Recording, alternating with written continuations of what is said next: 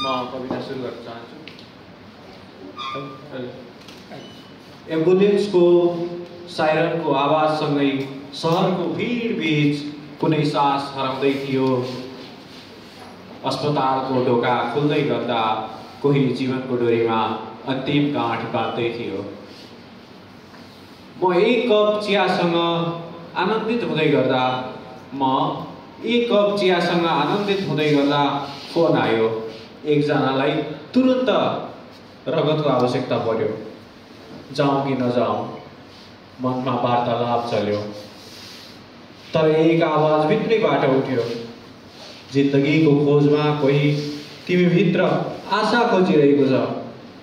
म दौडी, शान्त अनुहार, रगतले ढाकिएको शरीर, बुवा आमाका आँखामा हजार शब्द प्रार्थना।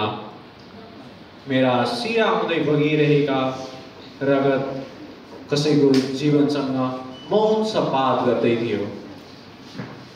मेरो एक थोपा रगत कसैको नसा बन्न पुग्यो। एक दिन त्यो व्यक्ति म आफै हुन पुगे। सास र सुईको बीच चुन्डिएको मेरो अस्तित्व के थाहा, जीवनको रेखा त अर्काको रगतमा बाँधिएको रहेछ। त्यस दिनदेखि म प्रतीक्षा गर्छु त्यो फोनको। तपाईँ रगत दिन सक्नुहुन्छ?